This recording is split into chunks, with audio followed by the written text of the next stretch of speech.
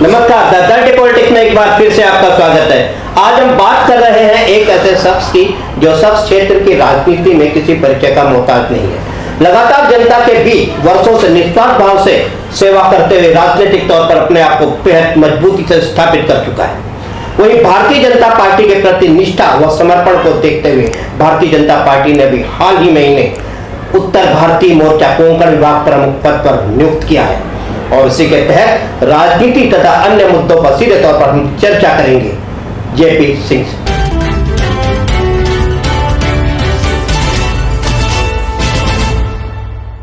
साहब नमस्कार। नमस्कार सिंह साहब, सर्वप्रथम आपको बहुत बहुत बधाई कि आपको उत्तर भारतीय मोर्चा कोंकण विभाग प्रमुख पद पर नियुक्त किया गया है। धन्यवाद आपका धन्यवाद और आपके चैनल का धन्यवाद।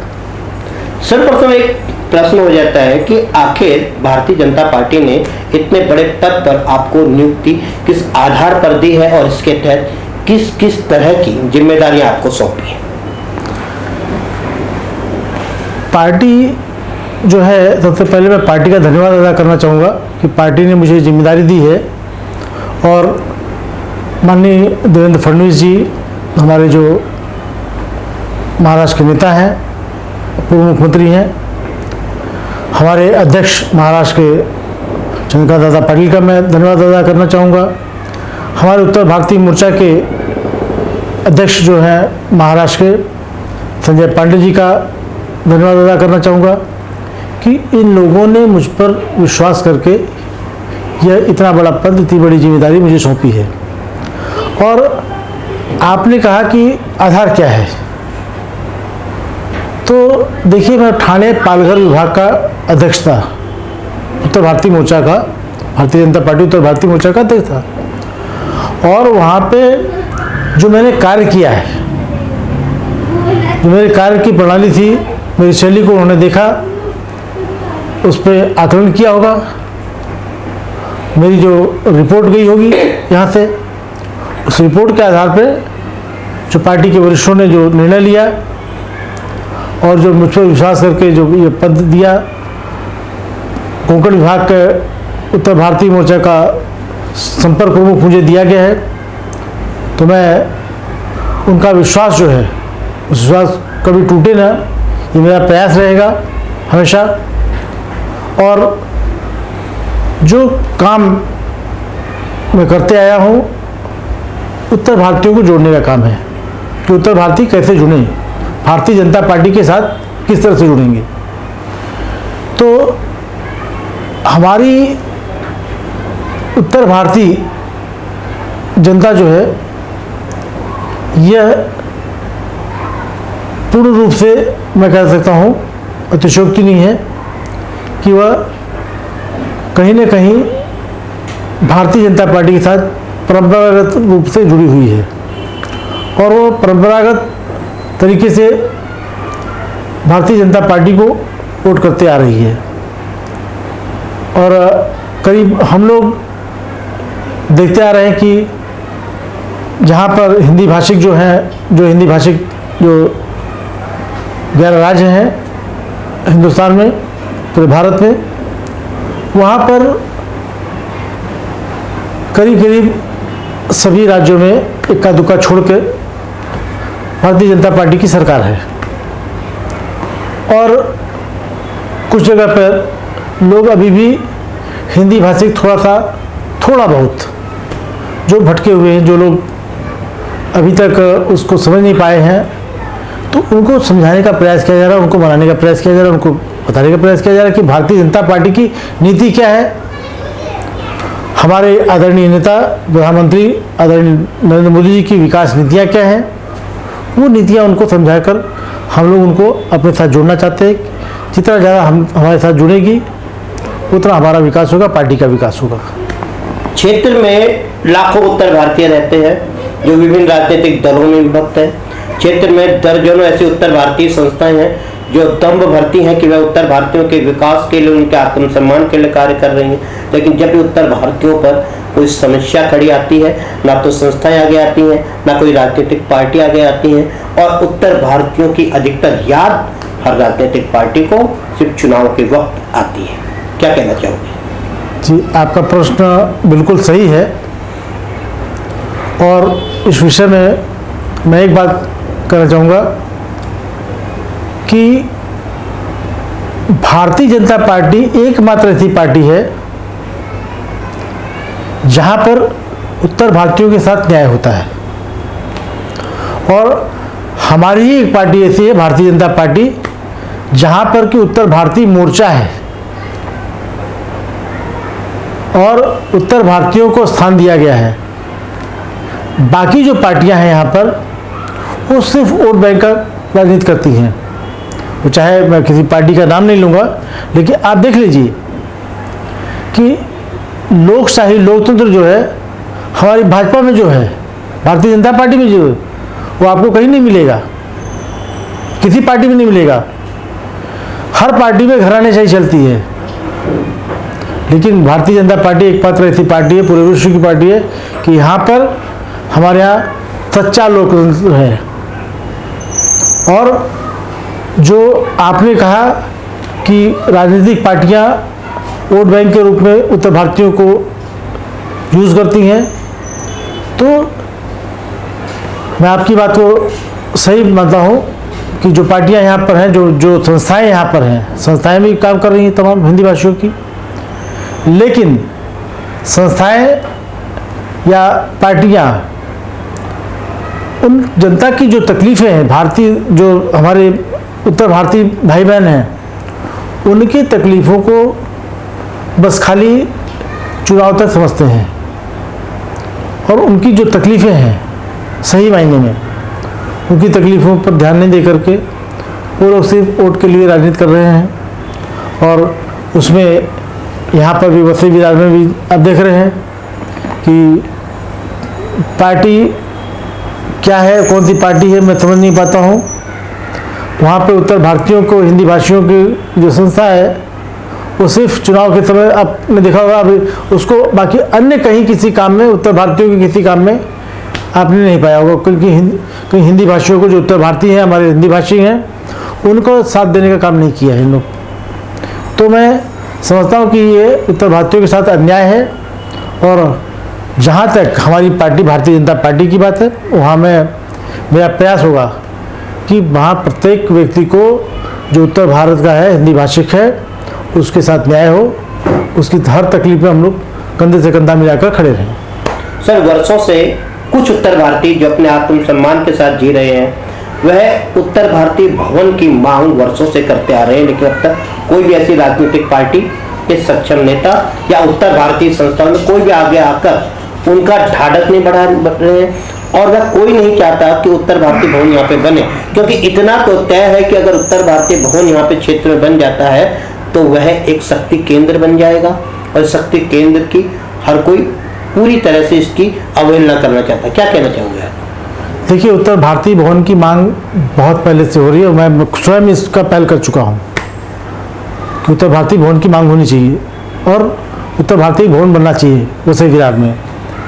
लेकिन आज तक सिर्फ इसको झुंझुना पकड़ा दिया जाता है उत्तर भारतीयों को वोट का, और वोट देकर खाली हुए, सत्ता में जब जो पार्टी आती है उसके बाद भूल जाती है।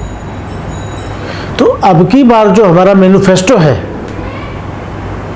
उस मैनिफेस्टो में यहाँ के जो हमारा यहाँ पर जो चुनावी समीकरण बनेगा, उस समीकरण में हम लोग इसको भी एक समाहित करेंगे। नहीं, ये जो आप कह रहे हो मैनिफेस्टो में, या उत्तर भारतीय भवन से क्या सिर्फ मैनिफेस्टो तक ही सीमित रह जाएगा या आगे भी इसके ऊपर काम किया? देखिए, भारतीय जनता पार्टी के मैनिफेस्टो में अगर कोई चीज़ आ गई तो पत्थर की लकीर हो गई,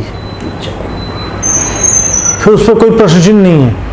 हमारा मैनिफेस्टो एक ऐसा है कि जहाँ पर जो चीज़ को हमने ले लिया है वो हम अपना वादा पूरा करते हैं।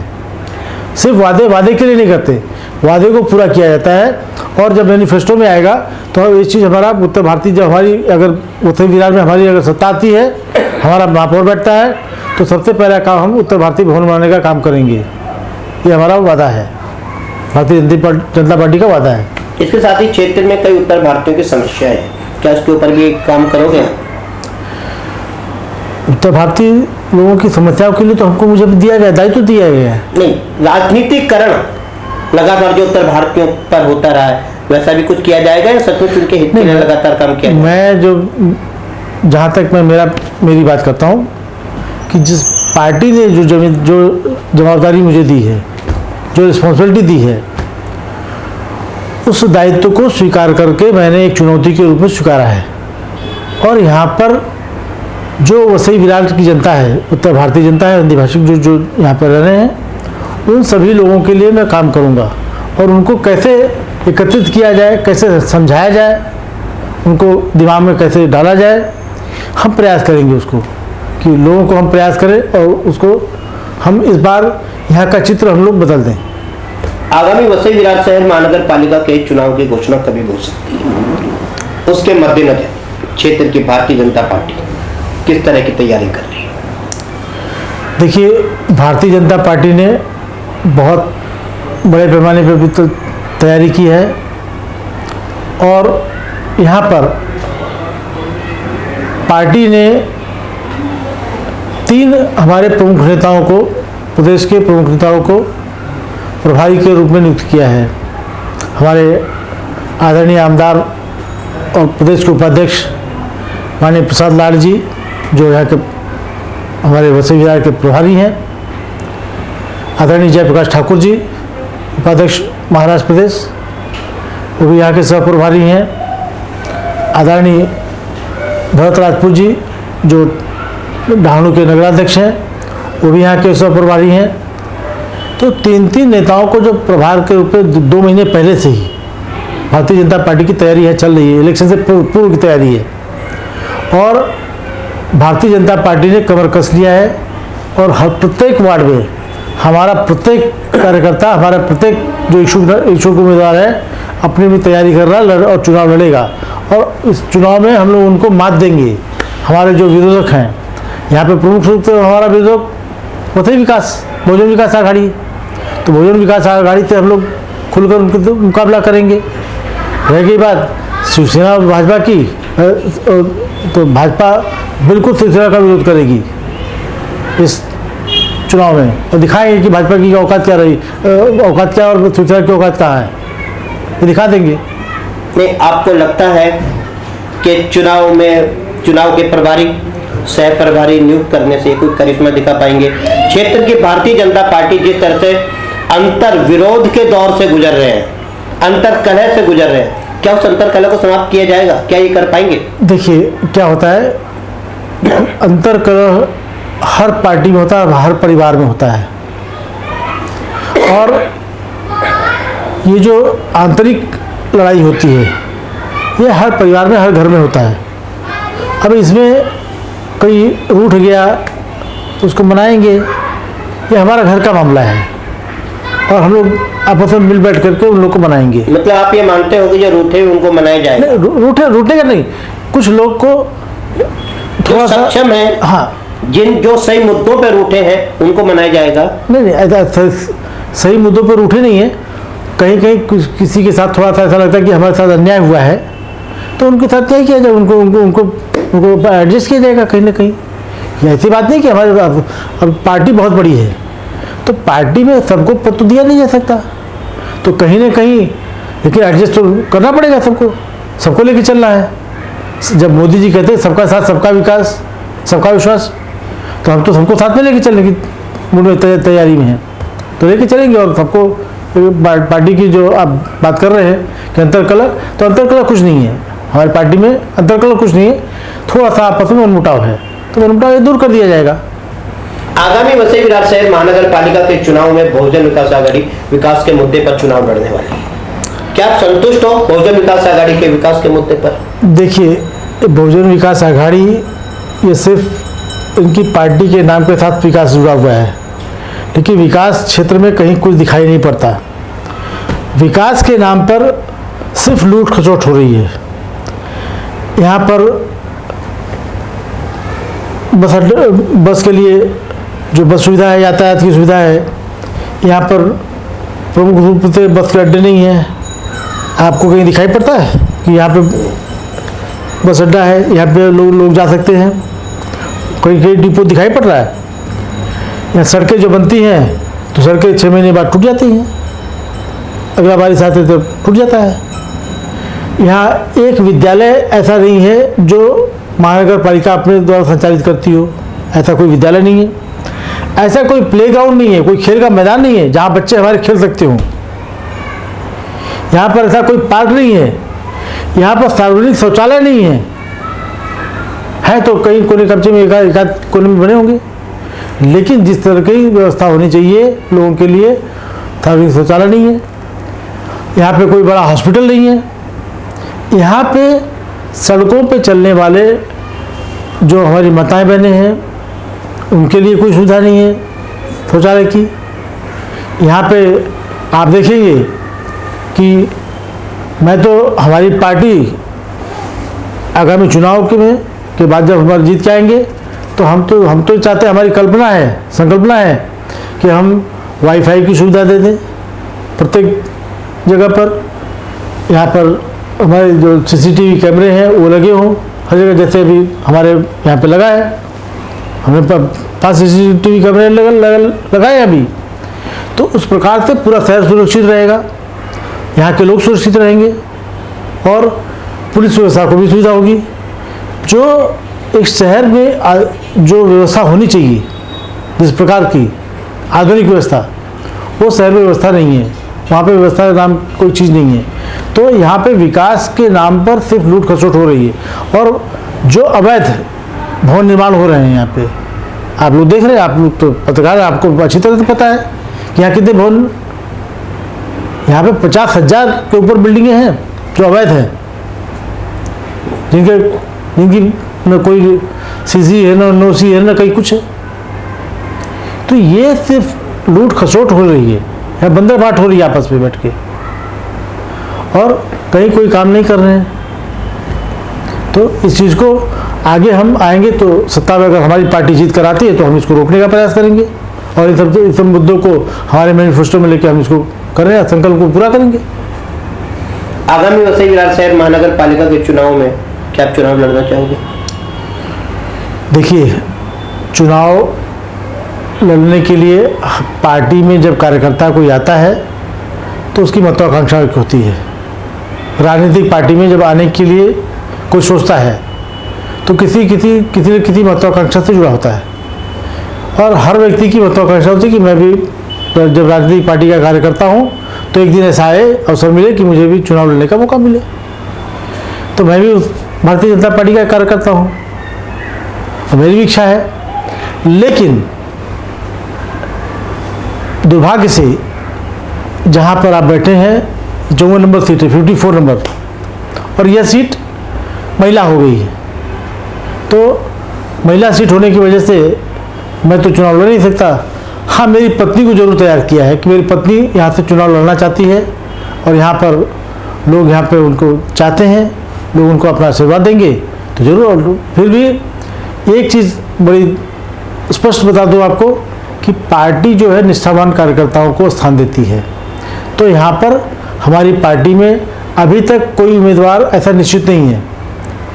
पार्टी जिसको टिकट देगी वो चुनाव लड़ेगा, अब टिकट नहीं देगी तो हम सभी लोग पार्टी के निष्ठावान कार्यकर्ता हैं, पार्टी को बढ़ाने के लिए काम करेंगे।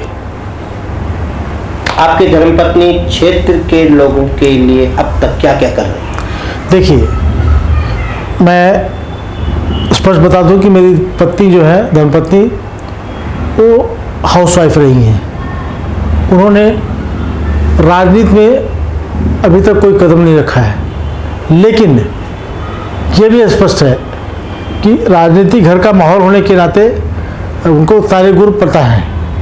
और अभी जैसे लॉकडाउन में, जब हमारा कोरोना काल में अभी जब लॉकडाउन शुरू हुआ तो उन्होंने निकल के उनके साथ कुछ महिलाएं थी, आपको मैं रिकॉर्ड दिखा सकता हूँ, मेरे पास फोटोज़ हैं, उसका वीडियोज़ हैं, कि उन्होंने घर से निकल के मास्क बांटे, सैनिटाइज़र बांटे, लोगों को डेटॉल साबुन बांटे कि लोगों को सुरक्षित रहने के लिए कि कैसे सुरक्षित रहा जाए।